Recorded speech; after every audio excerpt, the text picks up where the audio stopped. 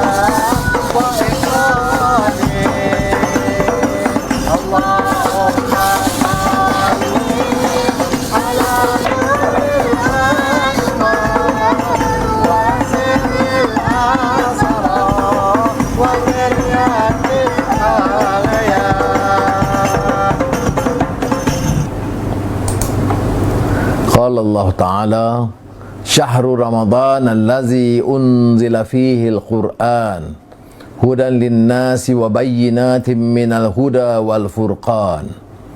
Sadaqallahul azim. Masa yang diwajibkan kamu berpuasa, ya, Syahrul Ramadan, bulan Ramadan, yang padanya diturunkan Al-Quran sebagai petunjuk buat sekalian manusia, keterangan yang menjelaskan petunjuk itu, hudan linnas, kepada manusia keseluruhannya, dan keterangan wabayyinatin minal huda, dan menjadi perbezaan antara yang benar, wal furqan, dan yang salah, perimbangan, perbedaan kefahaman kita dengan petunjuk daripada Allah SWT. Jadi maknanya tentu melalui kegiatan kita bulan Ramadan, terutama pertengahan dan akhir ini, pertingkatkan amal dan membaca Al-Quran, membaca, memahami dan mengamalkan. Menurut Imam Suyuti dalam kitabnya Al-Itqan fi Ulumil Quran, Quran ini diturunkan daripada dua peringkat. Ini kita dengar banyak dalam tazkirah ustaz kita. Kalau tentang peringkat turunnya Al-Quran itu, sama ada pertamanya dari Lauhul Mahfuz ke Baitul Izzah sekaligus, dan kedua Baitul Izzah kepada Rasulullah SAW melalui perantaraan Jibril alaihissalam secara berperingkat selama 23 tahun.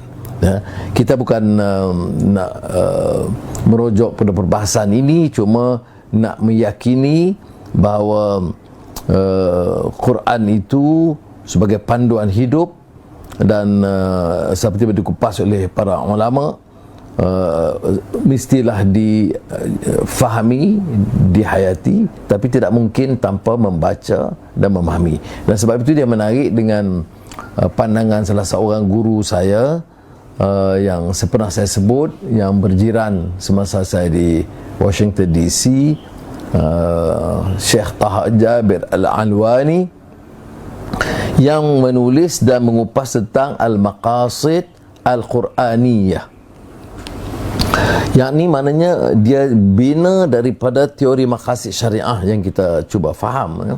Matlamat syariah, higher objectives of the syariah, tetapi dikupas dari konteks yang dia terapkan dalam pengertian tauhid, tazkiyah dan umran, iaitu 3 nilai penting. Tauhid, keyakinan, keimanan kita, dan keduanya tazkiyah. Tazkiyah ini penyucian, penyucian diri, supaya meningkatkan tahap budi pekerti, akal budi dan akhlak. Dan ketiganya umran. Umran ni yang kita selalu diperkenalkan dengan teori Ibn Khaldun, umran hadari. Umran ni pembangunan, peradaban, pembinaan tamadun. Jadi Syekh Taha seperti mana ramai alim lain merumuskan Quran ini berpangkal kepada keyakinan tauhid, berkembang kepada pembinaan pribadi, penyucian diri dan akhlak, dan pembinaan kemanusiaan dan tamadun dan pembangunan keseluruhannya. Maka oleh yang demikian, terkait 3 perkara ini, dalam usaha kita mencari kefahaman tentang apa yang disebut tentang qiraatul wahyu dalam maqasid Quraniyah ini, dari konteks wahyu kitab Allah SWT, dan qiraatul kaun, maknanya yang kaitan dengan alam semesta. Jadi orang yang membicara dan membaca Al-Quran tetapi tidak mempengaruhi sikap dan peribadi dia dalam mengatur dunia ilmu, dalam mengatur pentadbiran negara, dalam mengatur alam semesta dan perimbangan di antara dunia dan persekitarannya, kerusakan, kebersihan, keruntuhan. Jadi tema-tema besar dalam lembaran Al-Quran itu tidak membicarakan hal yang remeh-temeh. Saya pernah dengar dan pernah mengupas juga, umpamanya kita tengok sejarah Fir'aun, apa nama Fir'aun yang berkenaan, tarikh dia meninggal, itu tak penting, tapi pengajarannya, ya, moral message-nya itu penting. Kita tengok Al-Kahfi umpamanya, tak tentu kan tahun bila, siapa rajanya, gua di mana, malah 200 tahun, 300 tahun itu semua dihujah, kerana bukan itu yang ditekankan. Yang ditekankan ialah suatu kefahaman, nilai di antara yang baik, yang ma'ruf, dengan menolak kemungkaran, kezaliman, dan juga segala fasad yang berlaku di sekitarnya. Ini yang dikupas dengan lebih mendalam oleh Syekh Muhammad Al-Ghazali dalam Al-Mahawirul Khamsati lil Quranil Karim, ya, 5 intisari dasar Al-Quranul Karim, yang menggariskan intisari ini mihwar intisari utama dalam Al-Quran, yang diutarakan isu-isu ilmiah yang praktikal mengenai ekonomi, mengenai pentadbiran, kritik sosial, penegakan keadilan, penyelesaian masalah kemiskinan, ini banyak ditekankan, ya, pengagihan hak, neraca di antara yang baik, yang ma'ruf dengan yang mungkar, atau baik yang buruk, serta ciri atau elemen ukhrawi. Kita tengok bila kita baca Al-Quran itu, cara Syekh Muhammad Al-Ghazali mengungkap permasalahan kupasan Al-Quran dengan kupasan yang disebut mihwar yang 5 ini, terus akan kita menangkap bahawa Quran ini bukan seperti mana kadang-kadang kita fahami sebagai hanya dari segi nilai spiritual. Itu masih diasaskan, tetapi ditingkatkan umpamanya soal kehidupan, soal ekonomi, soal kemiskinan, kritikan sosial, penegakan keadilan, dan tentunya dari sistem nilai. Sebab itu saya katakan tadi, tidak diperinci tentang tarikh. Ini ada juga, saya ingat satu kupasan tentang the Quranic interpretation of history. Kita belajar Quran, tapi penafsiran Quran tentang sejarah itu berbeza dengan apa yang kita belajar. Tahun bila, pukul berapa, meja di mana, kapal di mana, dia langsung tidak ditekankan. Yang ditekankan ialah adanya peristiwa, tidak diperinci tahunnya, tokohnya, namanya, tetapi nilai yang disampaikan. Digambarkan Qarun atau Namrud ataupun Fir'aun sebagai sosok yang paling rusak, yang paling jahat dan sial dalam kehidupan manusia, dengan nama-nama Nabi yang ulung, yang menjadi uswatun hasanah, contoh terbaik pada kita, termasuk Nabi Muhammad SAW. Jadi yang ditekankan adalah sistem nilai. Jadi kita membaca Al-Quran, merenung, memperbanyakkan amal bulan Ramadan untuk memahami perimbangan sistem nilai yang mesti ditegakkan. Tidak ada lagi kekeliruan dan kecelaruan.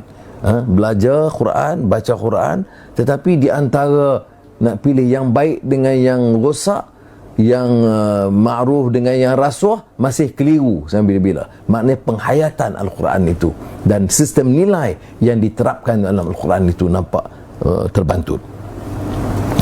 Dalam salah satu mihwar atau intisari yang ditekankan oleh Syekh Muhammad Al-Ghazali, ada yang disebut midan tarbiyah wa tashri', iaitu bidang atau medan pendidikan dan pembentukan hukum. Dia tekankan tentang amanah, yang baik, ciri baik dalam mihwar, iaitu intisari yang kelima, iaitu bila kita bicara soal pendidikan hukum, dia ada 2 perbezaan dia. Satu amanah, lawannya khianat. Jadi amanah itu tentu kita tahu sifat Nabi yang mulia, kemuliaan tinggi, yang menjadikan manusia itu lebih bertanggungjawab dan akan dipersoalkan tanggungjawabnya. Kullukum ra'in wa kullukum mas'ulun an ra'iyati. Satu prinsip agama yang sangat kuat. Lama sebelum orang bicara soal etika dalam urus tadbir, ethics in government, ataupun accountability yang banyak dihebohkan, bertanggungjawab, seolah-olah ini teori baru. Tetapi prinsip dalam Islam itu yang kita belajar daripada kecil, yang dikupas dalam hadis Muhammad SAW yang dibacakan tadi itu, menekankan soal pertanggungjawaban, iaitu intisari kelima yang dikupas oleh Syekh Muhammad Al-Ghazali, yang mana diterapkan amanah, pertanggungjawaban, yang ditolak itu khianat. Dan khianat menurut Syekh Muhammad Al-Ghazali, wal khianatu fi suwariha kulluha, khianat itu tercela dalam apa bentuk sekalipun, kita pegang pada amanah, kita jangan khianat. Dan ini diberi contoh umpamanya bagaimana dalam sirah Nabi Muhammad SAW, muafakat kerjasama, ada perjanjian di antara Rasulullah SAW dengan kelompok Yahudi. Kita tahu Bani Nadir, Qainuqa, Quraizah. Kita patuh pada perjanjian itu, tetapi dia pecah Ini kadang orang kata kerjasama dengan bukan Islam apa semua yang dibangkitkan. Dia pecah bila ada pengkhianatan. Kalau tidak ada pengkhianatan, selagi tidak ada pengkhianatan oleh Yahudi itu, Rasulullah masih patuh pada perjanjian, masih menghormati hak mereka dan masih mengiktiraf kedudukan dan hak mereka. Bila dikhianati, pecah amanah, barulah Rasulullah perintah agar diperangi. Kerana masa itu Ka'ab ibn Ashraf yang mengepalai dan senantiasa menghasut. Dia khianat ni tak berlaku sekonyong-konyong. Dia jadi dengan hasutan, dengan konspirasi, dengan tipu helah dan muslihat dan perencanaan yang kotor yang agak lama. Jadi ini pengajaran kepada kita. Jika diizinkan, saya tahu hal ini harapnya jangan terlalu sensitif dari politik kan. Pernah pengalaman saya di sekitar tahun 2009, tidak semena-mena ditelefon oleh Tuan Guru Haji ini Abdul Aziz, minta saya esoknya ke Kelantan ba'dul asar, selepas asar. Saya tanya ada apa? Tak, dia kata Saudara Anwar datang dan saya akan tanya beberapa soalan dan jawab. Tak ada apa-apa. Jadi saya pun terpaksa batalkan beberapa program lain. Saya pergi. Pada masa itu kita dah tubuh Pakatan Rakyat di antara Keadilan, DAP dan PAS. Dan saya sebelah kiri, Ustaz Hadi belah kanan dan Tuan Guru Ni Abdul Aziz di tengah. Dan dia mula bismillah, baca doa, dan dia kata dia nak tanya beberapa soalan kepada saya dan Ustaz Hadi. Itu saja. Saya pun tak apalah dengar. Dia tanya hubungan keadilan dengan PAS, dengan DAP dalam pilihan raya, ada tak khianat? Saya kata mungkinlah budak-budak di bawah ni gaduh-gaduh sikit, tapi kita tidak khianat. Apa yang kita janji, kita tunaikan. Dia tanya juga Ustaz Hadi, jawapan ya sama, setuju kata. Dia terus tulis mengatakan selagi tidak ada pengkhianatan, perjanjian kita kekal. Itu sebagai pengajaran bagaimana seorang tokoh, seorang alim tapi tokoh politik, pemimpin, melihat kepentingan memelihara perjanjian supaya jangan ada pengkhianatan di kalangan kita. Itu pandangan beliau, dan ini saya juga bawa kepada pandangan Syekh Muhammad Al-Ghazali dalam menetapkan 5 intisari. Tetapi apapun ya, Syekh Muhammad Al-Ghazali merumuskan, dan saya masih ingat bila di Kuala Lumpur untuk beberapa ketika saya sebelum maghrib sampai selepas Aisyah akan duduk dengan dia, dan dia banyak menasihat, kerana kita ke masa itu kan saya sudah Menteri Kewangan. Jadi dia selalu kata, Anwar, apapun, ini dirumuskan dalam kitabnya juga, fatawakkal ala Allah. Jangan kita lupa bahawa apa sahaja penyusunan kerja kita, kalau kita berpandukan kepada Al-Quran ataupun yang kita sebut tadi manhaj Al-Quraniyah, maka akhirnya intisarinya adalah fatawakkal ala Allah, innallaha yuhibbul mutawakkilin. Ini saya banyak terhutang budi kepada guru-guru ini kerana mereka memberikan pandangan yang meresapi dalam pemikiran dan jiwa dan sentiasa mengulangi pandangannya tersebut.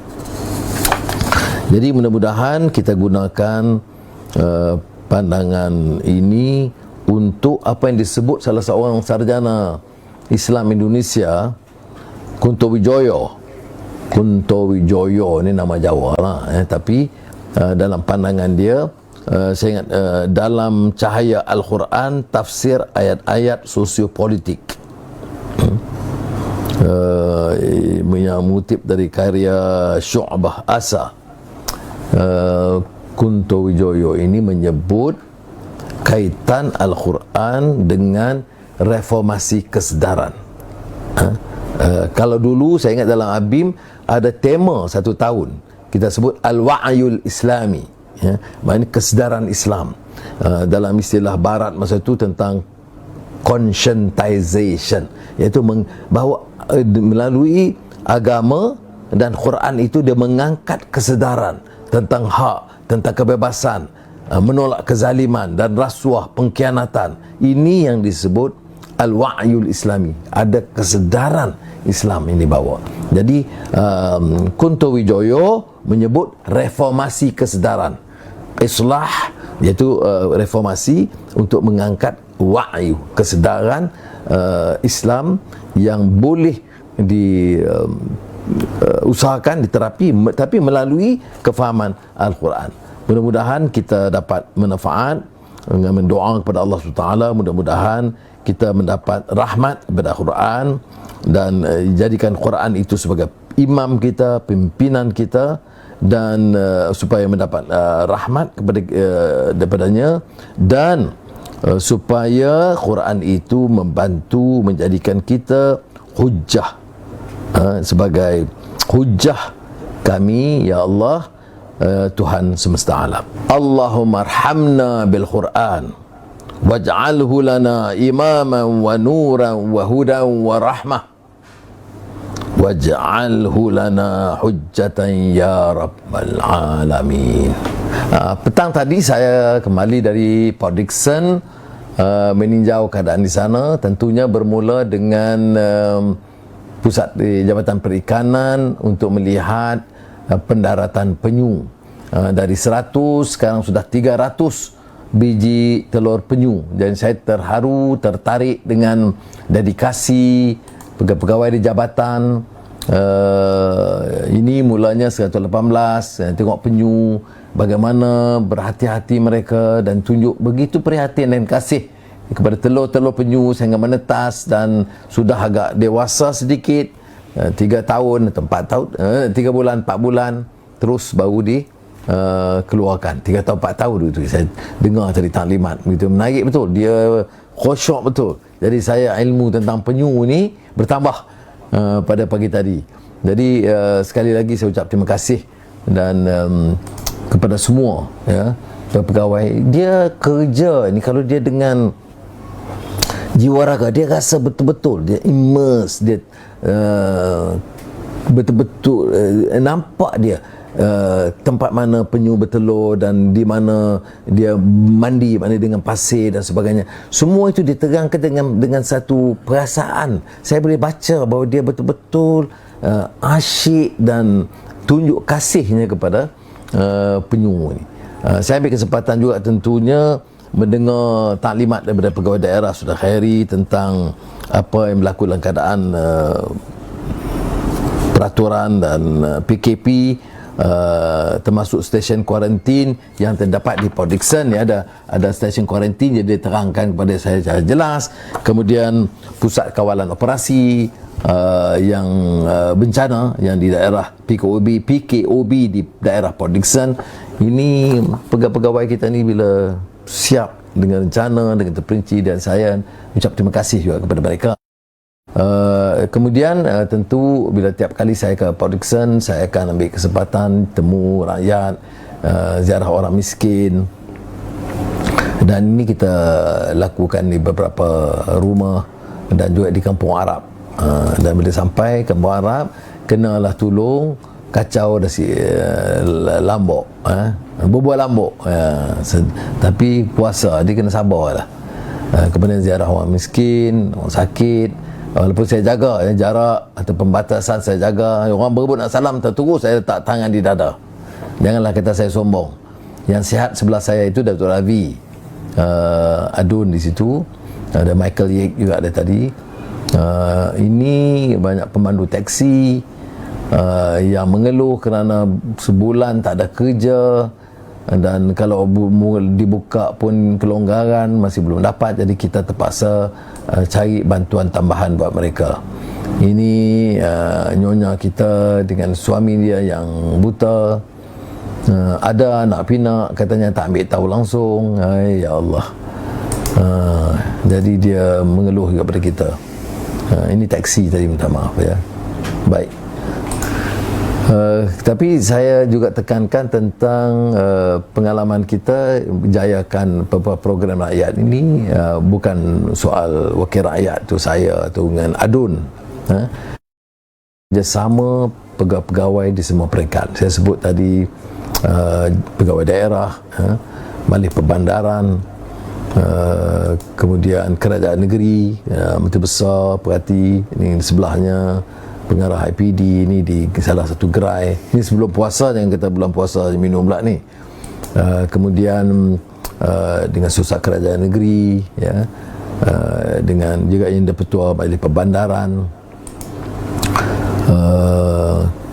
wakil-wakil rakyat, YB Chu, Rusli penyelaras, dan saudara Ibrahim pada masa itu penyelaras, Michael Yek, ya, ini dengan pegawai daerah meninjau, saudara Khairi tugas untuk membantu, dan ini di Majlis Perbandaran Port Dickson bersama yang Ketua dan semua pegawai yang termasuk yang akan bersara pada masa itu.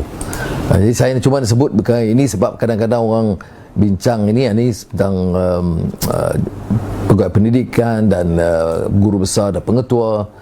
Ini IPD dan hospital dan tempat kesihatan, angkatan tentera, surau dan masjid, dan wacana yang kita adakan sentiasa dengan beberapa college dan masyarakat tempatan, dan tentunya parti termasuk ahli majlis Angkatan Muda Keadilan, dan ini ziarah tokoh-tokoh reformis yang lama, otak-otak reformis, dan bersama masyarakat. Saya dah tunjuk bahawa sebenarnya kita boleh berjaya dengan pengelbingan tenaga begitu banyak. Tetapi ada juga yang lain seperti yang sudah tahu, kegiatan NGO begitu banyak, macam Bumi Hijau, program-program yang lain. Ini dengan ABIM Negeri Sembilan, dengan masyarakat orang asli di Negeri Sembilan, mereka adakan. Jadi saya berikan sokongan, tetapi maknanya inisiatif civil society itu, masyarakat itu sangat penting. Saya juga dalam soal kebersihan yang saya bagi tumpuan ini, saya dapat dulu kedutaan Thailand ada rencana mereka dan sama-sama membersihkan, dan ada satu kesempatan juga artis dan seniwati dan seniman ramai. Jangan kata kita tenang bola saja, tidak, tapi itu setelah itu boleh tahan. Tapi maknanya saya nak tunjukkan bahawa mereka telah bersama-sama, pertama bersihkan pantai, dan kita nak jadi ini sebagai satu budaya yang sangat penting di kalangan masyarakat kita untuk merasakan bahawa tanggungjawab kita untuk menjaga kebersihan dan persatuan. Orang Islam ini dia saksiah dia itu dia kaitkan dengan apa?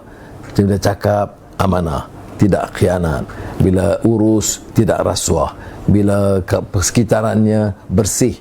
Ini semua ciri-ciri yang kadang-kadang ada yang kita baca tetapi yang kita kurang amalkan. Mudah-mudahan Allah Taala memberikan taufik dan hidayah kepada kita. Saudara-saudari, hari ini Hari Ibu. Tentu Azizah sebagai ibu berikan himbauan dan pandangan beliau sendiri. Tapi saya tentunya bila sebut Hari Ibu ni bukanlah Hari Ibu saja, hari-hari doa, ya, Allah maghfir laha warahmaha wa'afi wa'fu anha, sentiasa mendoakan.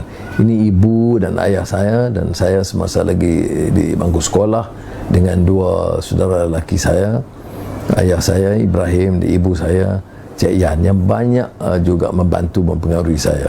Ikuti mereka. Ini setelah mengiringi Azizah dan Ruizah di mahkamah, dan saya belajar bermasyarakat itu dengan ibu saya Cik Yan, menjelajah ke kampung, pendalaman. Masa itu tentunya sebagai ketua wanita UMNO, menubuhkan ranting-ranting atau cawangan-cawangan UMNO, tetapi saya lihat itu hanya untuk khidmat, tak ada langsung allowance, ya, tidak ada langsung faedah selain daripada menyedarkan masyarakat, cakap soal kebersihan, cakap soal sekolah, cakap soal kelas dewasa bagi ibu bapa yang buta huruf itu mempengaruhi saya banyaknya tentang tanggungjawab kepada masyarakat.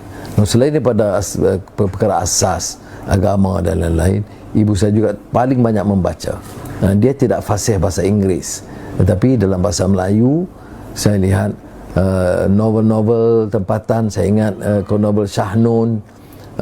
Kalau di Indonesia, kalau karya-karya Hamka, Merantau ke Delhi, Tenggelamnya Kalpa Van Dijk itu penuh dibeli dan disusun. Dan saya tidak fikir banyak di antara keluarga dan kawan-kawan saya yang saya lawati ada perpustakaan kecil di rumah. Jadi itu tentu banyak mempengaruhi saya, ya. Tasawuf, hidup, Hamka, itu juga menjadi pedoman beliau. Kemudian berkarya-karya novel-novel, ya, seperti mana yang saya sebut, tapi Hamka memang menjadi minat utama beliau. Selain daripada karya-karya lain, Siti Nurbaya oleh Marah Rusli, Nur Sultan Iskandar dan lain-lain. Ayah saya banyak dalam buku dalam bahasa Inggeris, jadi itu pertimbangan. Jadi masa kecil kami digalakkan. Jadi sebab itu saya mendoakan kepada Allah Taala, mudah-mudahan ruh beliau dicuri rahmat oleh Allah Taala, dan kita sentiasa jangan lupa kenang jasa pengorbanan ibu agar kita dapat juga mendapat cebisan nikmat daripada mereka dan mencurahkan pula kepada yang lain. Sekali lagi saya ucapkan terima kasih dan mendoakan kepada Allah Taala, mudah-mudahan berkat hari Nuzul Quran, kesempatan pula hari ibu, kita turut mendoakan. Assalamualaikum warahmatullahi wabarakatuh.